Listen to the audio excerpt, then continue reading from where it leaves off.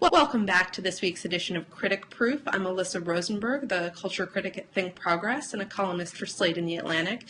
And I am joined today by the New Yorker's television critic Emily Nussbaum to discuss her new article on House of Cards, Netflix's first, well, not first, but sort of major original show, directed by David Fincher, starring Kevin Spacey as Frank Underwood, a delightfully sort of high-handed majority whip in the United States Congress, and then Scandal, the ABC show from Shonda Rhimes about a political fixer in Washington, D.C., who also happens to be shoving the President of the United States, whose victory in the election she helped to steal. And, you know, it was interesting reading your piece, Emily, because, I mean, you and I have talked about these shows for a while, and I think you and I both sort of started out as skeptics on Scandal and have really come around on the show. Yeah, that's definitely true. I was actually really excited about the show in the first few episodes, but I lost faith around episode 5. I mean, I have very mixed feelings about Shonda Rhimes' earlier shows. I know a lot of people who are very enthusiastic about them, but I'm just not intensely interested, and they've had some very bad episodes, and I just have mixed feelings about the emotional style of them. And Scandal seemed to promise something that was a little bit different, but with a lot of the enjoyable, fast-talking kind of crazy intensity, and also some of the qualities I did like in her earlier shows, including these strong, intense, very strange workaholic female characters, but in a completely different environment. But, and I wrote actually a review of Scandal during the first season after I'd seen the 5th episode, which is the one where I kind of lost faith in the show. So I was in a bit of a grouchy mood about it at that point. And to me, the show had two main problems. The major one was that the main character, Olivia Pope, I felt was presented in this strange, saintly way. It's not that she had no flaws, but the show itself treated her as an object of worship. And her love affair with the president, I felt, was romanticized in this very creepy, unsettling way. And I said this in the article, but it was as though her only flaw was that she was so amazing that she couldn't help becoming soulmates with the president and having him cheat on his wife with her, that it was almost like, you know, a job interview where like, I'm too intense, I'm too much of a perfectionist, and it really bothered me. And also, the show at that point was a little bit more of a procedural, and I like ambitious procedurals, but a lot of the actual case of the week plots seemed, they would start out working and then they would sort of go awry. Anyway, that's all gone, because the first season had some good elements, but I really feel like the second season is a whole different creature. And with every episode, I started getting more and more excited and more regretful about the mixed to negative review that I'd written, because it just seemed like a different animal. I mean, it was this crazy, over-the-top soap opera. In the piece I just wrote, I described it as 24 plus The West Wing lit up in neon pink. But it really has a peculiar, you know, it has all of these characters who are definitively rotten people, but are enormously charismatic, very rich, and that seems really new for network television. What happened with you in terms of your conversion? Because I know you're interested in the show at this point. I mean, I think, like you, came into the show really wanting to root for it. You know, as you wrote in your initial review, it's, you know, this is the first show to star a woman of color on network television in an amount of time that would be really embarrassing if Hollywood was sort of more into being shamed about how ridiculously white it is. You know, as much as I feel sort of mixed about Shonda Rhimes' show, I appreciate sort of how powerful she's become, despite having this sort of strange mix of obsessions, right? Like, she's really into, you know, what it's like to be the mistress, and her characters are kind of deliberately self-undermining in a lot of ways. And so, you know, I kind of wanted the show to work for larger structural reasons that had nothing to do with the actual premise of the show. And sort of like you, I think I thought Olivia was a really kind of flat character in the first season. She, you know, she could do no wrong. She wore these great suits. She and her employees were sort of self-mythologizing. Like, she just wasn't a person to me at all. And I actually took a while to catch up to the show's second season. I watched a couple of episodes. I took 5 or 6 weeks off. I came back. And what I thought was really interesting was that like, what's happening on the show is implausible. It's insane, right? I mean, Yeah. as it turns out, like, nuts. Olivia, the president's chief of staff, Cyrus Bean, a woman who would become a Supreme Court justice, and a, like, scary Texas billionaire who makes voting machines, stole the election for this guy. So it's the kind of thing that normally drives me nuts, because I often think that television is better when it, you know, deals with real drama and things that could actually happen. But the craziness of the scenario actually works with these larger questions that the show is asking, because, you know, just as Olivia has been revealed to be this, you know, person who has done something really terrible and is aware of it and feels guilt over it, the president, who's this sort of dream boy in the first season with this bitch of a wife, has been revealed to be this very sort of flat, not particularly competent guy. Like, he's not, you know, he doesn't know that much about policy or even his, you know, he's You know, I have to say, in the second season, one of the things, I completely agree. In the first season, people kept talking about how important it was that Fitz be president, and theoretically it was kind of an interesting situation because he was this fantasy Republican they often have on television, who's a Republican with a bunch of moderate to liberal social beliefs and a gay chief of staff, and it was this kind of crazy mashup and theoretically interesting, but in practice, his wife was a monster, but in the most cartoonish way. Right. So kind of anything he did was okay. This season, oh my God, Fitz is fascinating, Melly's fascinating, Cyrus is amazing, and it's interesting because you said you're usually not that interested in shows that have this non-realistic or hyper-real quality. This idea that, like, anyway, shows that basically insist that the real world isn't interesting enough as it is. But see, I come from a different perspective, because I completely understand what you're saying, and definitely there's a certain kind of surreal or wacky show that is annoying because it kind of doesn't engage with anything real. Right. But I you know, as with Ryan Murphy's show American Horror Story, I'm actually very interested in the way that a lot of modern television has leapt off the realistic and taken all of these interesting genre techniques to talk about stuff, to me, that you can't talk about in realistic fiction. No, Scandal really is a perfect example of this, because if it was a realistic show about politics, it would never have the kind of crazy intensity and what we've talked about, the sort of ability to ask these lunatic what ifs, and the conspiracy that's happening is completely over the top. But it's not the only conspiracy. It's literally, the show is like some sort of fractal presentation. Right. Numerous conspiracies. There's like 7 assassins that are living all over the world waiting for a radio signal in order to use their skills. I mean, I have no idea how deep the show goes or what more they're going to present, but it's basically established a world in which they can make you believe anything, which is a real accomplishment. Right. And I think the reason that Scandal has become this exception to the rule for me is that so often these conspiracies are conspiracies for the sake of conspiracy. It's like bigness for the sake of bigness.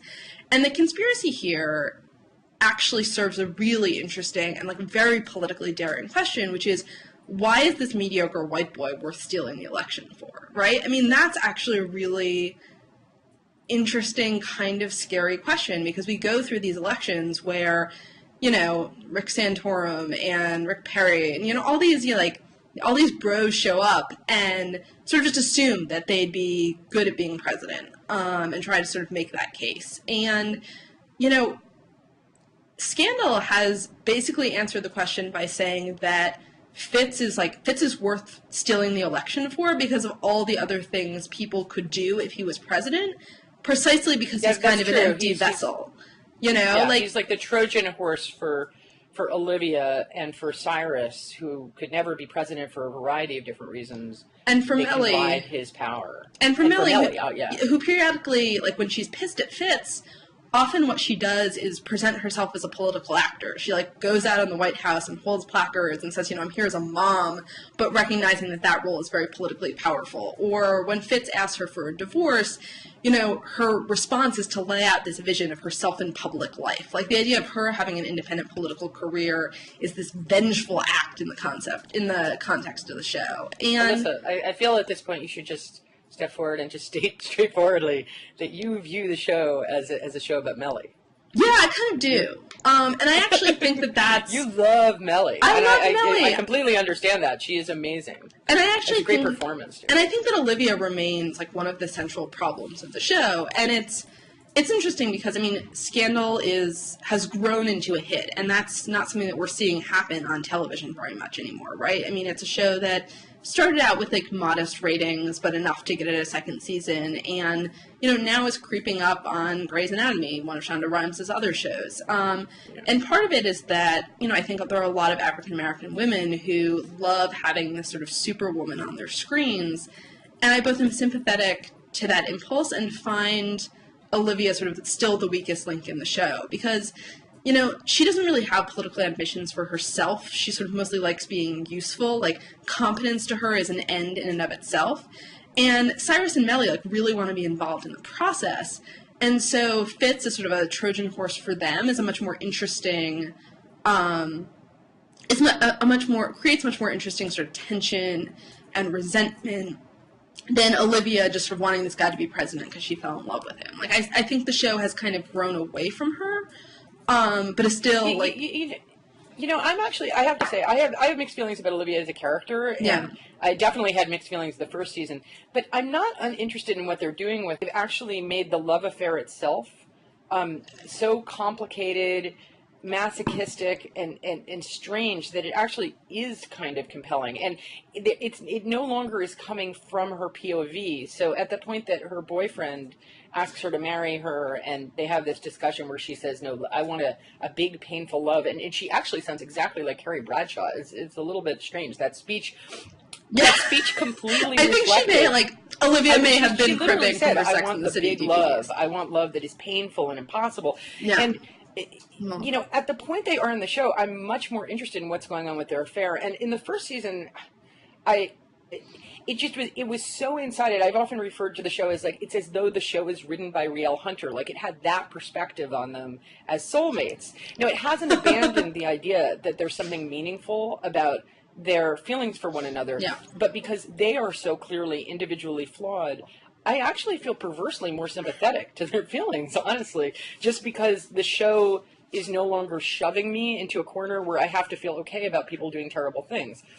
Now I actually kind of feel a sympathy. Yeah. And also I have mixed feelings about Kerry Washington's performance. I did the first season because there's a lot of things she does where she does these, like, childlike like lip quivers and things like that. And but in general, I think, as with a lot of really interesting television, I mean, I still sometimes I go back and forth on some of the acting style with people like that on the show, but at the same time, I have to say I've kind of come around with the extremity of it, and that includes some of the performance aspects. So I never bother at any point during a scene with, would that really happen? It really is just about the emotional effect. And that goes for their affair, too, and I'm surprised at that, because it did seem like it was the fatal flaw. And I'm curious if they explore a little bit more about Olivia's background, because they have to at some point, right? Like, why is she the way she is? Yeah, I mean, she's just sort of, it's like she ascended on the White House lawn like an angel in a power suit, and we have no idea where she comes from, like what her class background is. We know, I mean, there was a little bit in the flashbacks, but basically nothing. The main thing is Olivia's like a cult leader, because, you know, speaking of conspiracies, I mean, the entire organization that Olivia runs is essentially a cult of personality in which she takes vulnerable people, turns them toward this extremely weird cause, convinces them it's for the good, and makes them do absolutely terrible things. But the great thing is, it's not a realistic show, but some of the things that happen are, of course, related to real things. It's not as though nobody's ever stolen an election. It's not as though there isn't an understandable anxiety about voting machines. Oh no, of course, it's a sort of logical extreme. I want to talk more about that, but I want to go back to something that you said about sort of the plausibility and the heat of the love affair. Because I think one thing that is attractive about Scandal, that it's just that it's hot. Like, it's a show that actually, you know, people have sex that doesn't look entirely network approved. And, like, I'd be really curious. You know, I've talked to Alyssa Rosenberg and other people about sort of what it takes to get a sex scene past standards and practices. And, you know, last week's episode where, you know, Olivia and Fitz are having sex in a closet full of computer equipment is, like, was one that, was choreographed in a way to both, like, be very alluring and also to test what I understand some of those sort of network boundaries to be. It's also a show where, like, Mellie is going down on her presidential husband in the shower when the chief of staff shows up. Like, it's a show where people...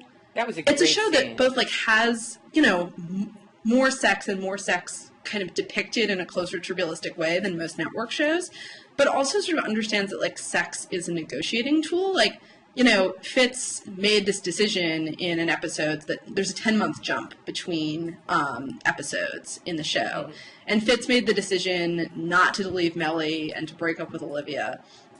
And Mellie is clearly, like, now that she's, had their child, is clearly trying to sort of win her husband back sexually, right? Like, she brings him a scotch in the shower and then, like, drops her robe. And I swear to God, she gets into the shower with, like, makeup on and goes down on him. Like, that's, I haven't seen anything like that on network in a long time. I don't know. I mean, to me, that doesn't seem that radical for network. I mean, it does seem. I mean, I've seen some pretty sexy sex scenes on, like, The Good Wife, and I think what's so aggressive about it is just that. That definitely was a pretty graphic scene where she was going to go down on him in the shower. But yeah, I think it's also that these are. They're dark but consensual situations. I mean, obviously there's a lot of graphic sex on things like legal procedurals that are obsessed with sexual violence and things like that.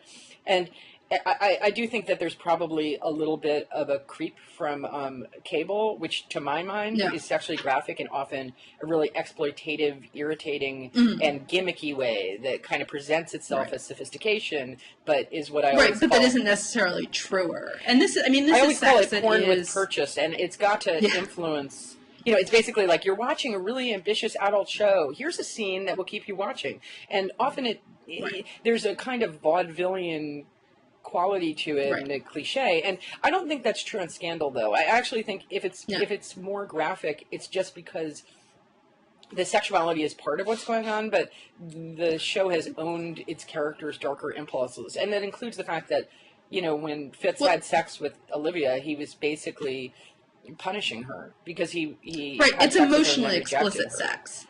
And I think it's emotionally explicit sex rather than, like, physically explicit sex. The scenes aren't very long, but they are very clear about sort of communicating what's going on in between characters. That's true. And there really aren't very many sex scenes on the show overall. Right. It's just that the ones that there are, people really obsess over. And this is the part of me that actually does feel like what they're doing with Olivia and Fitz, it does have some quality of extremely interesting, powerful, dark emotion that matches up with the show, and I can't sort of trim it out and say they're driving me crazy, they're acting poorly.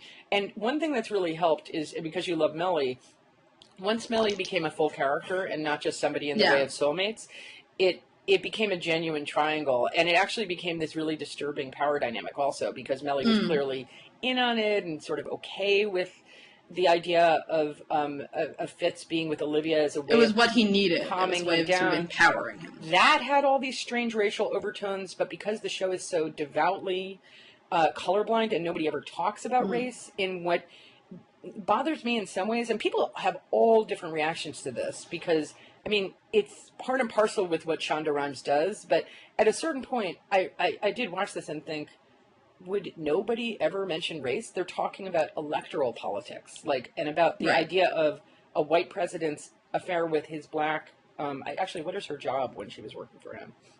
Like his head. Wasn't she like a press aide or something? Yeah, I guess she was the press liaison, but she was also sort of the working with Cyrus to head up the campaign. She's a strategist. But either way, if he was having an affair with her and that came out, there would be huge racial responses to it. Yeah. And so it's a very complicated move to make her race not a visually mentioned aspect of what's going on, but they have mentioned it twice, which actually ended up to me being a surprise choice. First, they had that conversation about where she accused him of having a Thomas Jefferson, Sally Hemings thing.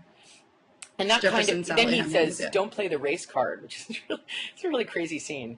And again, I've read all different reactions to this online, including people who were happy it came up. People were disturbed by him saying race card.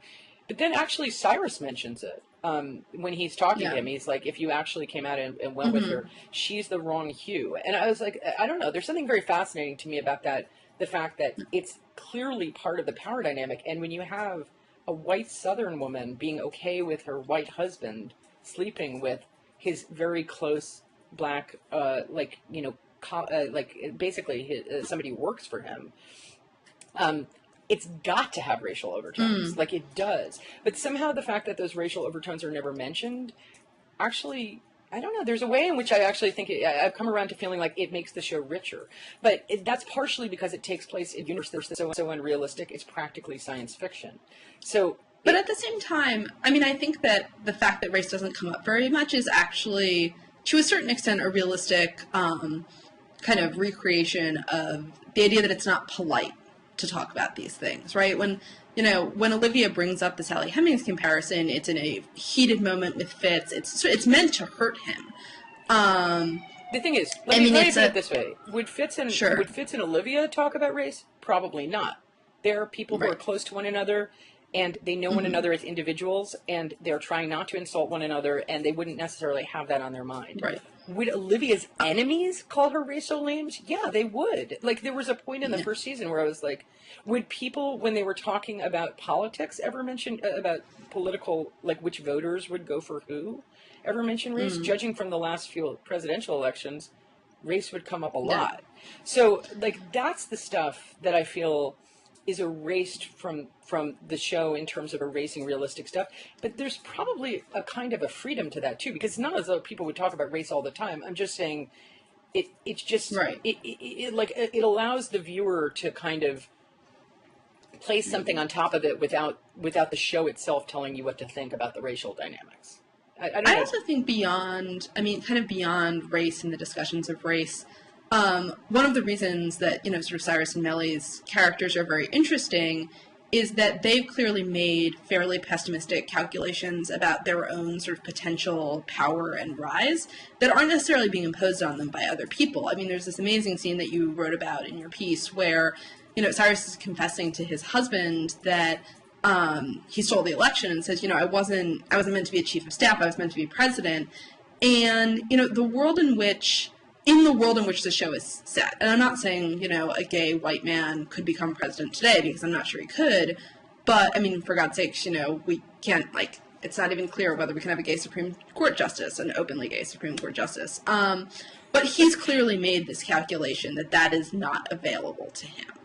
And it's interesting to see that calculation not imposed on someone, but sort of them making that assessment for themselves, right? And Melly, to a certain extent, has made a similar assessment that she can do more as Fitz's wife if Fitz is president than she could achieve if she were just having an independent political career. And the fact that Olivia sort of brings up the Sally Hemings comparison, this is a show that to a certain extent is about not what's going on in society, but what's going on in people's reactions to society. And I think that is, it's a small perspectival shift, but it's an important one.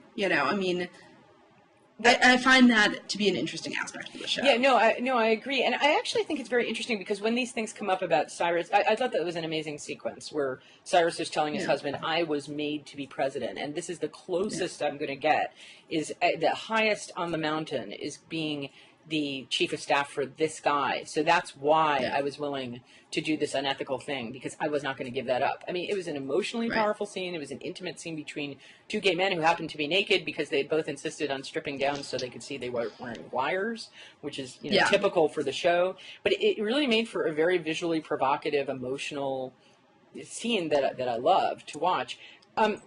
It is interesting because I feel like it allows the show, without literally ripping things from the headlines in the way that many procedurals do, to clearly reflect things that people talk about in the current political environment. One major one being the role of wives of politicians, Michelle Obama versus Ann Romney versus, the role of Hillary Clinton. None of those people are literally referenced in the show, but when you see Melly calculating how she is seen and the role of her children and the role of her homemaking and all of that kind of thing, the idea of a divorced president, all of those things definitely resonate with things that just go on in the world, and so does the question that Cyrus raises, and actually, I mean, of course, Fitz himself, and part of the reason I've really come around to Fitz as a character, I was saying this to you online the other day, but that he's sort of this crazy mashup where he looks like a Kennedy, he has Romney-like and Bush-like daddy issues, but his father has a strong Clinton vibe, and is sort of beloved as a kind of, he's like a bad Clinton who literally couldn't become president because of a sex scandal, but has that kind of gift of gab and everybody loves him. And so there's this strange way in which it combines almost every presidential story. And well, and the scenario is Mark and Jenny Sanford, right? I mean, you know, Mark Sanford, like, clearly really falls in love with someone else. You know, Jenny Sanford divorces him. There's the question of whether she has political ambitions.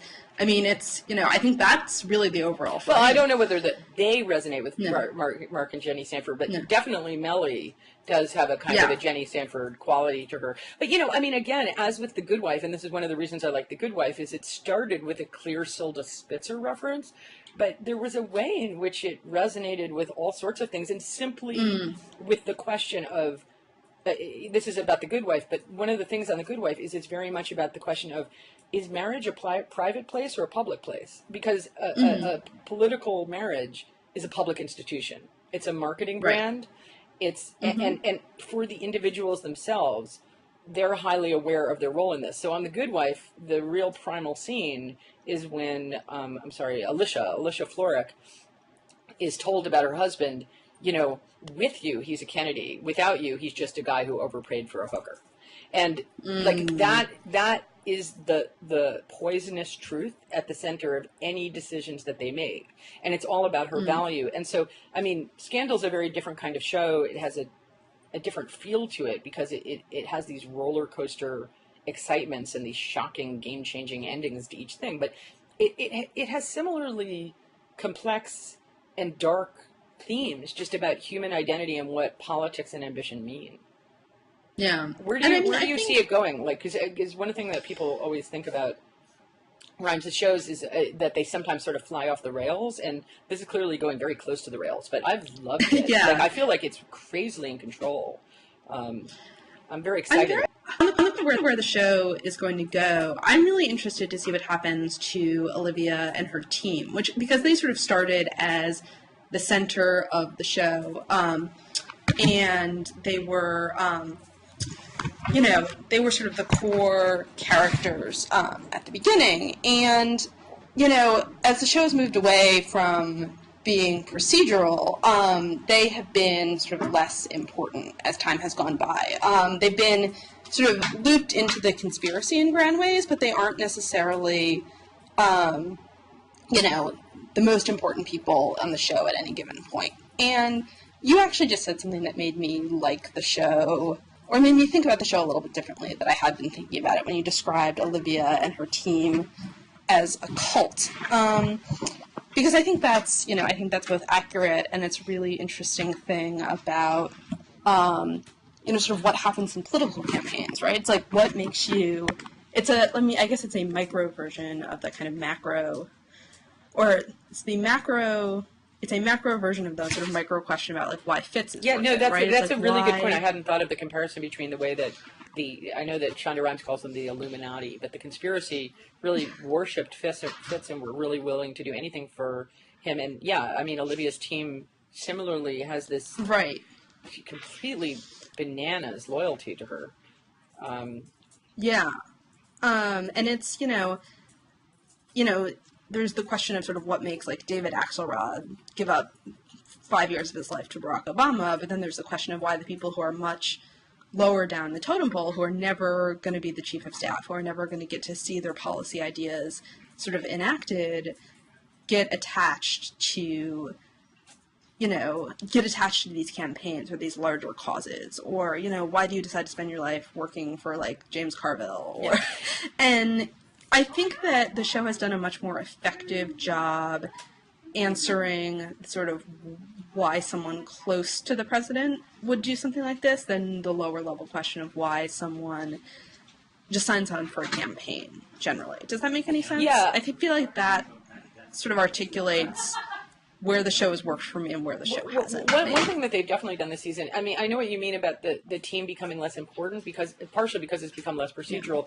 but I feel like the team, especially in the first few episodes, was truly, I mean, I realize that it's difficult at the beginning of a drama in general when you're trying to serve a lot amount of characters, but nonetheless, like, I literally couldn't distinguish the characters at that point. Like, I was just like, I call that lady Fast Talker. Like, now I actually know who she is, and it's not just that we've gotten some backstory. There actually is a dynamic that's going on, but it isn't completely comprehensible, because Abby, who's now actually a very good character, also just stuck with the agency despite the fact of them doing something of monstrous evil. Like, there is a level of the show where you just come to accept that you're like, who isn't a murderer at this point? Who isn't actually like directly conspired to participate in either vote rigging, waterboarding, and torture? Like, I mean, there is a level of just bloodshed in general. I mean, you know, at this point, not to spoil anything for anyone, because if you're listening to this, everything will be spoiled for you. But the president himself participated in a kind of premeditated act that really could get you in trouble legally. But at that point in the show, I was like, wow, I was so excited and completely thrilled. And it didn't feel unrealistic, because that seemed beside the point. But it does make the show unusual, I think, for network television, where, yes, there are shows that have had, say, you know, prickly egotists like House, or people who were weird like Monk, and things like that. But I mean, there is a level of you know, rottenness of the people on the show that's much more like Walter White. And I do think that even though it's a completely different genre, the show looks very different. It is one of those things where it's approaching that use of not anti-heroes, but an exploration of villainy, that I think is a pretty challenging storytelling thing. But it's combining it with the stuff that is basically candy-like and thrilling for audiences, so it's not turning people off. But judging from discussions online, it is creating a kind of cognitive dissonance where it's like, who are we rooting for? Do we want these people together? It's, you know.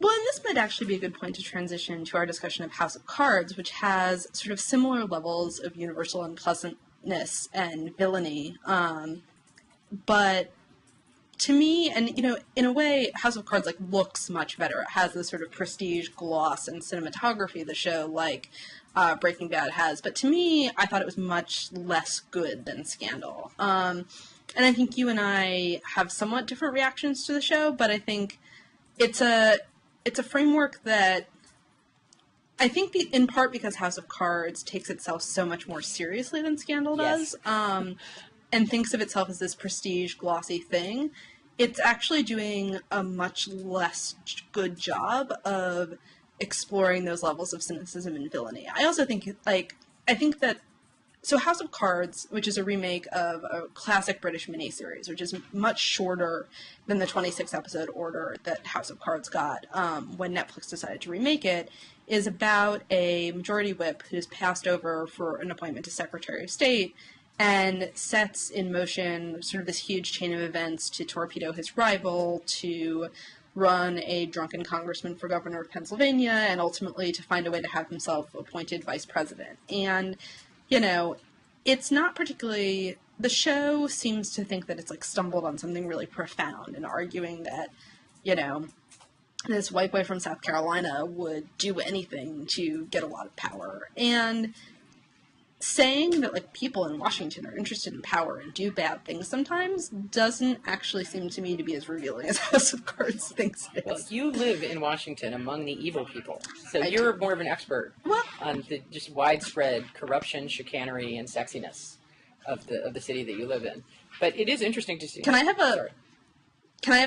business cards that say I'm a chicanery and sexiness expert? I think that would be a good title. Yes, exactly. Well, it is interesting because the shows, you know, I wrote a review that basically compared the two shows, and they do have a shocking amount in common. And I actually really enjoyed lots of House of Cards, and it is undeniable that it is a genuinely beautiful show. Like, even when I rewatched sections of it, I mean, I was really compelled by a lot of the framing of the shots and the mood that spread throughout it. But I agree with you that it does have a strange humorlessness, given that it is actually a true melodrama. I mean, it's no more a realistic show than Scandal, but aesthetically and in a lot of other ways, it presents itself as kind of a dark realpolitik exploration of villainy and wrongdoing, and I think that kind of hurts it in a lot of ways, because the freedom that Scandal has to be ridiculous actually kind of cracks open its emotional contours, whereas when you're watching House of Cards, there is something, I mean, it's not that there's never an effective scene, but it eventually just devolves to this very lurid feeling. And it reminded me, in a previous review, I talked about, I was comparing Newsroom and Veep, and I was talking about how there are shows that can be so naive that they're cynical, and shows that can be so cynical they're naive. And I'm not saying that House of Cards is naive per se, but there is a level of cynicism and an absolute dedication to just people literally just rubbing their hands together and going that it eventually starts seeming it's simple-minded, like it doesn't, like, it hints at other things, but it never really gets there. And actually the unrealistic plan that he's concocted with Peter Russo, which actually ends up being quite emotionally affecting. But when you actually take it apart, it's a little bit like some of the seasons of Damages, where you're like, really? Is that what happened? But did you have a different feeling about House of Cards while you were watching it, after you watched it? Because that's kind of how I felt. I did enjoy it while I was watching it.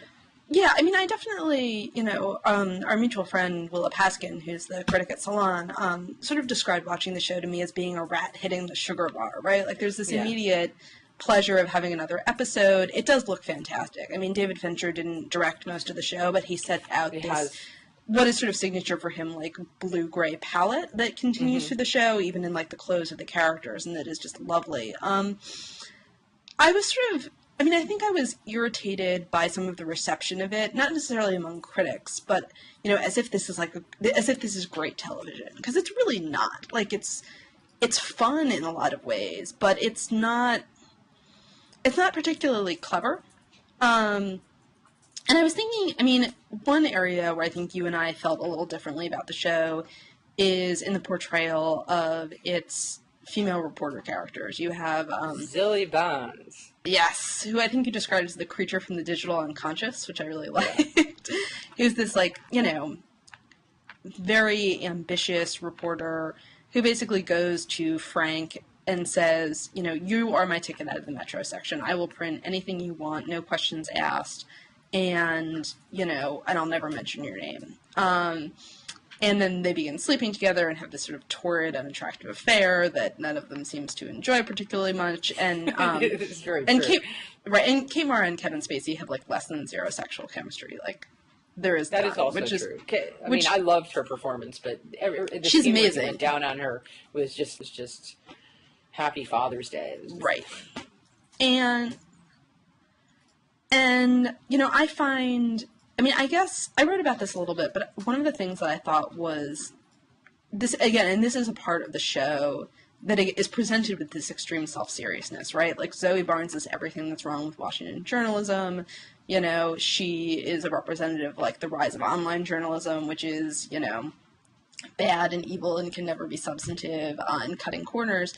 And the real scandal of Washington journalism is not that, like, one reporter would agree to just publish anything. It's that there are huge numbers of sort of single-source stories. We're seeing this unfold today with Ben Shapiro, who published a totally untrue story about Chuck Hagel, who's the nominee to be Secretary of Defense. Like, this happens all of the time. And so the scandal is not that Zoe is evil, but that these practices are widespread.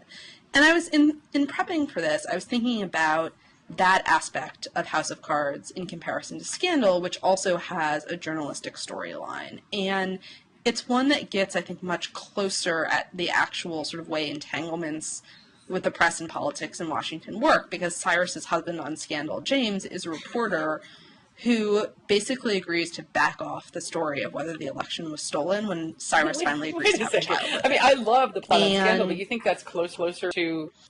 I mean, not necessarily, like, I mean, it's the standard Scandal melodrama, right? But it gets at this complication that you have a city where people are... married to people in the industries that they're covering, that people are married to people at other publications, that, the closeness of the town creates, like, I hope to God that if, my boyfriend ever stole a presidential election, I would have the guts to destroy him. But I think on a lot of smaller levels... This is the kind of... It happens. in relationships. It's true. I mean, he's very cute. I would be very sad if he went to jail. But, you know, it's a town where I think, like, small compromises happen because of social closeness, right? It's, you know, in its own ludicrous, scandalous way, it's getting at something that is actually much truer than the thing that's the place where I take issue with you is actually very specific to my own mentality, which is that I am an absolute sucker for any journalist character, especially female journalist characters, who are completely derangedly evil, but kind of. I mean, I love this in movies. There are a million movies. Journalists generally don't behave that well in movies and TV shows, and there are just glancingly few journalists who are ethical and good role models or anything. But I particularly like when they go undercover and just are willing to do anything and destroy as many lives as possible to get the story. For some reason, I find this a very exciting and pleasurable thing. And Zoe Barnes is clearly a bad role model, but I would actually make the case for her in several ways. Okay, I mean, not the case for that she's a good example of anything, but they're all pretty rotten in this. And there is a level at which, without spoiling massive amounts of things, by the end of the show, she is not necessarily an indefensible character in what she's doing. She also, what seems at the beginning like an incredibly irritating catfight between what I call in my review venal sluts and eyeliner ends up being, a really beautiful Thelma and Louise story. But basically, like, things are presented about Zoe that make her, if not an admirable character in any way whatsoever, someone with such tremendous kind of strange charisma that I was still excited by her, partially in a campy way, but partially just because sometimes somebody gives a performance that has this kind of repressed weirdness and crazy intensity that I feel it overrides whatever like ideological issues arise from it. Sure. And I mean, I will say that I agree with you that, like, I find Zoe somewhat interesting. I just thought the sort of smugness of here's this, and this is a problem with, like, lady blogger characters in particular, who are often trotted out to, like, be examples of all that is wrong with journalism and usually to be corrected by an older male mentor, which is not actually the case here. But like, I literally had a line in my review originally that just pointed out that if Zoe Barnes had a website, Zoe Barnes at internetgirl.com, like, Will McAvoy from Newsroom would never stop downloading, because there is this like iconic thing that's come out on TV a lot lately, which is about the driven, pompous baby boomer older male journalist guy, and then these like sneaky, weaselly digital young girls, and it's occurred on several different shows, because you and I both kind of like political animals. Had a similar kind of dynamic. And I mean, I'm not saying that this is the new character that is on every show, but it's pretty interesting because it's actually we have 3 examples and it's tiresome. Like, that's enough. No, I mean, it's just this kind of it's an interesting expression of people's anxiety about young women, combined with online journalism, combined with sort of youth culture in general. And I feel but if you're Ben Smith and you're running BuzzFeed, there's a profile of you in the New York Times style section, right? Which, I mean, I found what irritated me was not sort of Zoe Barnes as a specific person, but Zoe Barnes presented as if she is sort of evidence of something really penetrating and important, when in reality, like, the truth and the problems are so much bigger. That's true. I mean, one of the things is that her corruption is presented largely as a sexual thing about young women and older men in Washington. And so that kind of blurs the level at which it's simply about collusive corruption in general. It definitely, like, it confuses the issue. Although I have to say, it's a classic thing. Journalists write about journalism, and so they complain understandably about things that are gotten wrong in a way that we wouldn't if it was a show about the law or medicine, where we wouldn't notice these things. I know that you didn't like the way that what was it called? Slugline. Slugline. I know, but which is a screenwriting joke. These strange imaginary new websites that are rising on TV, from Slugline on girls. There was Jazz Hate. I find that I like this whole new world of fictional websites. But a lot of people were complaining about that crazy big loft that Slugline was in. But I have to say, there is a level at which I did think it expressed a little cartoonishly, but something about sort of startup dynamics, these big fists and graffiti on the wall, everybody sitting with their little laptops. I mean, it wasn't a completely foreign scenario as far as people just using. Sure. I mean, the slogline part of the show didn't really bother me at all. I mean, I do exactly what the editor of Slugline says she wants people to do. If I'm happy with something, I hit publish on it. And you and I have talked about, sort of what it's like to sort of fly without that kind of net. So the slugline stuff didn't really bother me. It was more the, I guess I thought it was irritating that Janine, the older journalist, who's played by Constance Zimmer, who I love, and I thought, was one of the best things about Entourage, even as that show got terrible. So Janine is very mean to Zoe and sort of slut-shames her and says she must be sleeping with someone, and then the two of them become friends, both to pursue better journalism and to reveal that, Janine, when she was younger and presumably could get people to sleep with her, was sleeping with everybody, and everybody does it. And so I think, again, it's it makes this that was a very irritating moment. Sexual rather than, as much as I'm defending things, and I found the whole thing kind of sexy and campy, and it made me laugh, and I kind of liked the performance. The moment where they're talking, and what does Janine say to her? She's like, I sucked and fucked it. It was just such a... It's incredibly crude. It really did present it as a kind of a given that that's what young female journalists did if they were even mildly ambitious. Right. And that the corruption is all sexual as opposed to sort of professional, There were other things I just found boring in the show. I was completely uninterested in Robin Wright's character. I mean, I understood the Lady Macbethiness of it. She looks fantastic in a gold dress. And those scenes were beautifully filmed, but there was something just boring about the concept of their marriage. You could explain it in 2 lines, and it didn't really... To me, I know other people felt differently about this, but at a certain point, these scenes of her with her photographer lover and looking gloomy and maybe having second thoughts and going through menopause, I just, part of it was because the show is only ever funny in a campy way. I just feel like the human richness of people's venality is kind of lost. Instead, it has this kind of agonized pornography of evil feeling to it, especially at its low points, that even though it's addictive to watch, it just makes it have an underlying boringness that bouncing.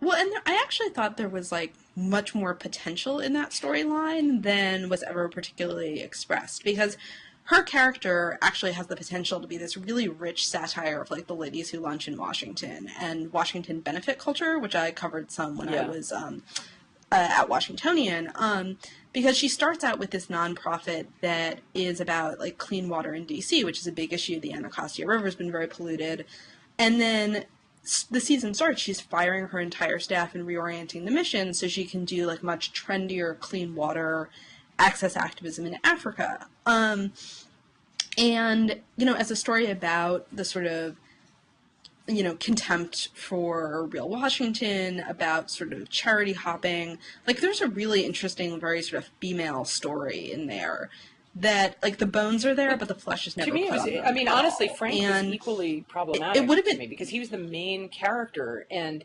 sure. There's that one flashback episode, and you actually get this potentially interesting insight into, I don't know, his sexuality or the fact that he kind of used to be a human being. But both of those characters, whatever interesting worlds they were in, I really did not feel them as characters, and this was surprising to me because it's a long show, and they are the main characters, and they're just tropes. I mean, they are collections of attributes who need to represent certain ideas, but they're not actually people. What did you think about the speaking to the camera element? Because he speaks to the camera in this Shakespearean address way, and well, it's something that Francis Urquhart does in the British original. I don't know if you've seen the original House of Cards. I have not seen the original. Okay. I mean, I think part of the problem with House of Cards just generally is that it's transferred a story that works in the British political system to one that works in the American political system where it works less well. This is what I've heard a lot. And I know his performance is supposed to be tremendous. I saw just a little clip of it, but the British system is a different political system, so. It's a much sort of more acidly funny trope in the original. Mm-hmm. And whereas in House of Cards, it just sort of seems, it's Frank doing a lot of self-congratulation, right? It's not him, like, critiquing the system so much as it is sort of sharing with the viewer his own sort of brilliant manipulativeness. Yeah. You know, I mean, I don't think much of House of Cards is very well written. And I felt this way about, you know, Beau Williamson's play Farragut North, which was adapted into a movie starring George Clooney and Ryan Gosling. It's very, very portentous, non-human stuff. And, you know, part of what's, like, fun and weird about Washington is how sort of precise and human it is. Like, you know, all of a sudden, we live in an environment where we have senators on Twitter, like, you know, talking about hitting deer in their pickup trucks, or, like, you know, Washington is so human and weird, and it's this attempt by these, like, often very sort of petty people to rise to greatness, and House of Cards sort of just assumes that things are genuinely grand. Sure, and one thing that I do think is interesting is that Washington was never really a subject of television in the past. I mean, there's a handful of shows. Obviously, the big one people know is The West Wing, which had this big impact on television, and definitely it represented this particular fantasy of Washington. But, I mean, there are a lot of political shows. I mean, not all of them are set in Washington, but it's like, you know, there's, what is it? Is there Scandal and House of Cards? There's Veep. Parks and Recreation is about politics also. There's Boss. Nashville. Mm-hmm. Oh, well, that's true. Well, Boss Nashville has a big political plot. Nashville has a political plot. Homeland is set in Washington. I mean, it's just, like, to me, this is a real startling change. I mean, politics is now a subject for television, and it's being treated in all of these radically different ways, from hyper cynical to super idealistic. And these two shows, I mean, I find it exciting that these two shows are not merely realistic dramas, but kind of stylized dramas. But it was interesting to me that I ended up preferring the seemingly soapier, you know, network version that is made under very different circumstances. But it really does show me that there's a certain kind of freedom and outrageousness that you gain in talking about politics, especially given what you're talking about in terms of the grandiosity. But what kind of politics is a really grittily realistic one, or is there a kind of story that you think? It's an interesting question. I mean, I speak as someone who, you know, has worked on campaigns. When I was in college, you know, I have had what is a super surreal experience of, like, voting for myself in a city election. And, you know, I, like, held minor public office in New Haven when I went to school there. And, you know, I think there's a lot of good stuff to be done about bureaucracy, which I think people don't necessarily recognize as political, but obviously is very political. Jason Isaacs is actually going to star as the Surgeon General in a new drama for CBS, if it actually gets to air. I sort of suspect that CBS will cancel Vegas and pick that up, although it's not picking up a lot of shows. You know, I think that there's never been a show that quite gets how tiring it is, right? Like, okay, can I just say, this could be a great show where you're like, there should be a show about bureaucracy that shows how tiring it is. It sounds incredibly exhausting. None of it sounds, none of it sounds fun. And the thick of it actually is sort of about that. I mean, it's not about bureaucracy per se, but it is actually about that office-like fatigue that people feel when trapped in this and sort of just net of it's a madhouse, right? Like, you get, you know, Malcolm Tucker is just a logical product of a system that drives people insane, and that, like, takes a long time to move. You know, I think that you need, and I think Parks and Rec has actually come closer to any other show to having sort of people with a mix of motivations for being in politics and, like, a mix of styles. I haven't loved everything they've done as Leslie's been on city council this season. Like, I think Councilman Jam, as a guy who's just sort of out to personally enrich himself, like, hasn't quite gelled as a character. But the idea that you have Leslie, who's this, like, aspiring good government type, you have Jam, who is totally self-interested, you have sort of, like, the hilarious old racist who now wants to impregnate Ann Perkins. I love these guys. I actually really like Jam. I like that they have a direct antagonist, mainly. That's true. I sort of miss Councilman Hauser, who, like, has been a figure, he was sort of the first political figure on the show, right? Like, he's this councilman that Leslie always runs into in embarrassing situations. Yes. Like, when she's being given a piggyback ride, or, like, accidentally follows him into the bathroom. And he's this sort of, like, exhausted presence. But I think that, like, recognizing the sort of motley crew element of politics. That, like, people are there for a lot of reasons. There are people who are just like political news junkies. There are people who have like these, portentous sense of their own destinies. There's like, I mean, like, we live in a world where Al Franken is a member of the United States Senate, right? This stuff is weird and it's funny. And where Al Franken is not just a member of the Senate, but like one of the smartest members of the Senate. Yeah, I mean, it's a great, So it's a great environment because there's clearly, I mean, it's just one of those exciting things with television where you feel like because there's a wider range of emotional styles, a wider range of genres, and a greater capacity to have characters at the center of a show who are less purely likable or role model like or who have the capacity to change.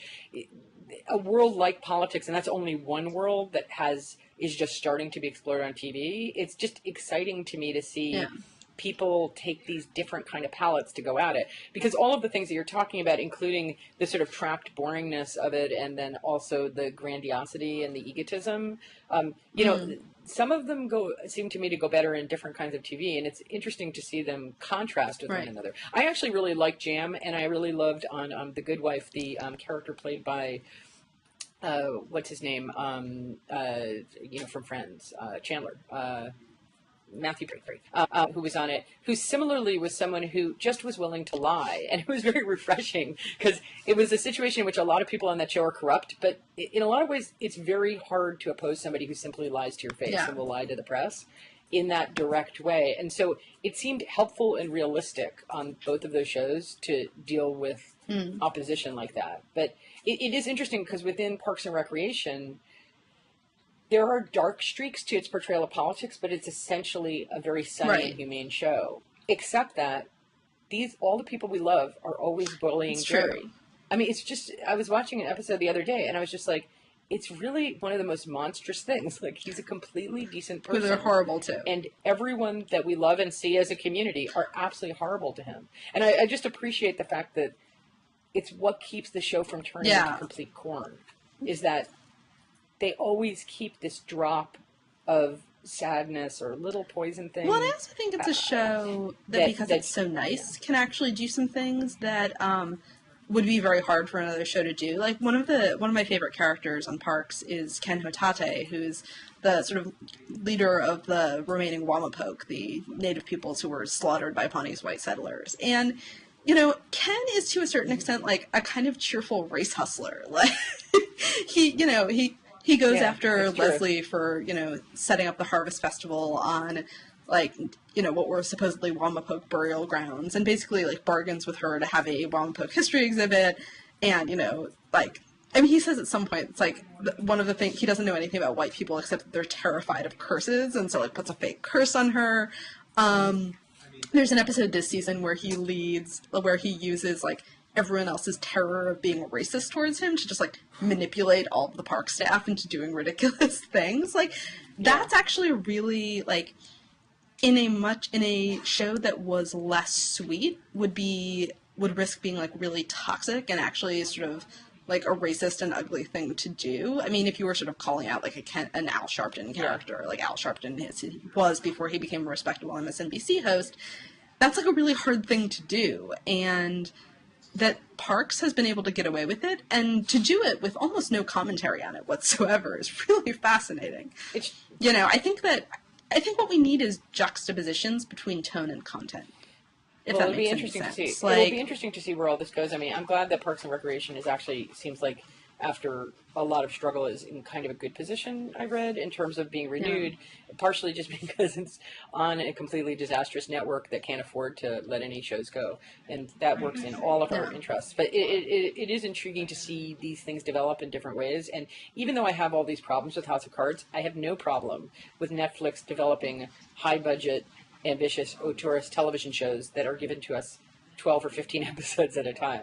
I think that's a really promising thing. And it's actually very exciting to see stuff removed from the very painful economic environment of network television. So I'm curious to see where that goes. Because, Arrested Development will come out and we'll see how that goes, and other kinds of projects. But as a new production format, great. As a TV show, I actually do think I kind of prefer Scandal. Yeah, no, I think you're right. I mean, I think it's also worth noting that Hulu, which also has a sort of different production and distribution model, one of the first shows that they did as well was a political one called Battleground about the staff of a congressional campaign. So I think it's going to be very interesting to watch both of these trends to see both the new distribution models emerge and to see sort of the emergence of politics as a procedural form. So I think that's going to be really exciting. In any case, thanks for taking the time to talk about these shows with me. It'll be interesting to see where both of them go. We should check back in. It was great talking to you. Thanks for inviting me.